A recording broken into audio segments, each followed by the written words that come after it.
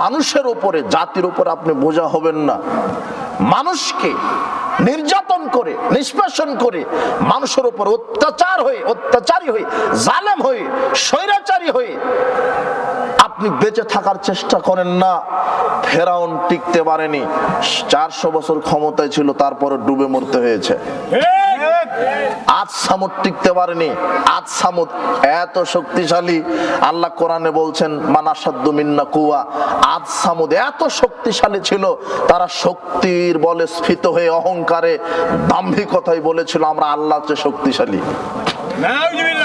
মাত্র কয়েক সেকেন্ড সময়ে আকাশ থেকে একেবারে আগুন এসে একেবারে পুড়িয়ে বার্গার করে ফেলেছিল আদ সামুদ, যার অত্যাচার যত বেশি আল্লাহ তাকে সময় তত কম দিয়েছে। আদ সামুদের খুব অত্যাচার ছিল, কয়েক সেকেন্ড সময়। ফেরাউনের আর একটু কম অত্যাচার ছিল, তাই তার সময় পেয়েছে ওই 1 থেকে 1.5 মিনিট। মানে ডুবতে, পানি খেতে আর পটকা মাছ হতে যত দেরি, 1 থেকে 1.5 মিনিট। আর তোমার নেত্রী সময় দিয়েছিল 45 মিনিট। তুমি আবার ওই কাতারেই নেমেছো। তুমি আবার বলছো ওরা 16-17 বছর খেয়েছে, আমি খাবো না, তাই তুমি চাঁদাবাজি শুরু করে দিয়েছো। কাপুরুষ, আল্লাহ যদি তোমাকে ধরে 45 মিনিট কেন 45 সেকেন্ড সময় পাবা না, মনে রেখো। আল্লাহ এখনো আছে।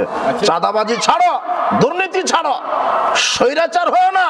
আশ্চর্য কথা, তুমি ক্ষমতায় যাওনি, তাতেই তুমি লাঠিয়াল বাহিনীকে ব্যবহার করে মানুষের উপর নির্যাতন করো। বিচার তোমারও একদিন হবে ইনশাআল্লাহ, তুমি মনে রাখো।